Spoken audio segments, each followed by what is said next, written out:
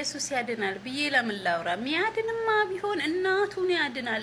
የሚያድን አላህ ነው። አላህ ያለ ለምን ኢየሱስ ያድናል እላለሁ። የሚያድንማ ቢሆን እናቱ የሞተች ዝም ብሎ ባላየ ነበረ ያድናት ነበረ ብላለች። የሚያድን አላህ ነው ብለሻል። አላህ ከሆነ መሐመድ ሲሞት ለምን ዝም ብሎ አየ? አያድንም ነበረ?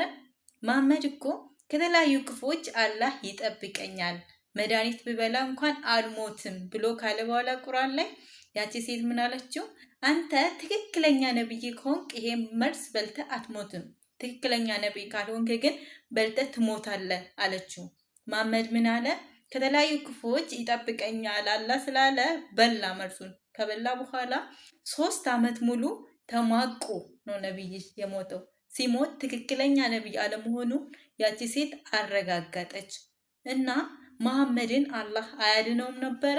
እኛ የምንልሽ ሞት ደግሞ ስጋዊ ሞት አይደለም። የምድራዊ ስጋዊ ሞትሽ ትሞቻለሽ፣ ምክንያቱም አፈር ነህና ወደ አፈር ትመለሳለህ ይላል ቃሉ። እኔ የምልሽ ሞት ዘላለማዊ ሞት ነው። ያ ሞት ምን እንደሆነ ታውቂያለሽ? ኢየሱስን ባለማመንሽ የምትገቢው ሲኦል ሞት ይባላል። የዚህኛው ምድር ሞት ምንም ማለት አይደለም። ለትንሽ ለ70 ዓመት ለ80 ዓመት ትኖሪያለሽ፣ ትሄጃለሽ፣ አለቀ። ግን ዘላለማዊ ሞት ሲኦል ይባላል። ያ ከዛ ሲኦል ደግሞ ማምለጥ የምትዩን ኢየሱስ በማመን ነው። ምክንያቱም እውነት፣ ህይወት፣ መንገድ እኔ ነኝ ብሏል። ከኔ በቀር ወደ አብ የሚመጣ የለም። በልጁ በኢየሱስ ክርስቶስ ያመነ የዘላለም ህይወትን ያገኛል። በልጁ በኢየሱስ ክርስቶስ ያላመነ የሚመጣ ቁጣ ውስጥ ይገባል። ለዚህ እህቴ ይሄን ያለው መሐመድ ነው። ኢየሱስ አያድንም፣ ሰው ነው፣ ነብይ ነው ያለው መሐመድ ነው። ሐሰተኛው ነብያችሁ ነው። ለዚህ እሱ ነው የእግዚአብሔርን ቃል አቅጣጫ ያሳተው። እሱን ተውት። ትክክለኛ ኢየሱስ ነው። የህይወት መንገድ ኢየሱስ ነው። ገባችሁ? ኢየሱስ ይወዳችኋል። ኢየሱስ የዘላለም ህይወት ነው እና ትክክለኛ አለመሆኑን ያ መርዝ በልቶ ሞተ፣ አለቀ። ትክክለኛ አይደለም፣ ሐሰተኛ ነው ያለበትን ምክንያት እንንገራችሁ።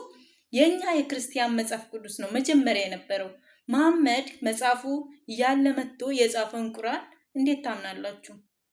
አስተካክሎ ሊጽፍ ይችላል? ቀድሞ የነበሩት ሐዋርያት ያዩትን ትላንት መጥቶ አይደለም ሊል አይችልም እኮ። ለዚህ ትክክለኛ ኢየሱስ ነው። የዘላለም ህይወት ኢየሱስ ነው። ከኢየሱስ ውጪ ሁሉ ሞት ነው። ቁርአን ደግሞ የወረደው ያረጋግጥ ዘንድ ነው። መጽሐፍ ቅዱስ ትክክል ነው ይል ዘንድ ነው የወረደው። ለዚህ የመዳን ቀን ዛሬ ነው። የምትድኑት ደግሞ ኢየሱስን በማመን ነው። የዘላለም ህይወት አድርጎ በመቀበል ነው። በልጁ ያመነ ከፍርድ ይድናል፣ በልጁ ያላመነ ይፈረድበታል። ኢየሱስ የዘላለም ህይወት ነው። ኢየሱስ ይወዳችኋል፣ እኛም እንወዳችኋለን። ሻሎም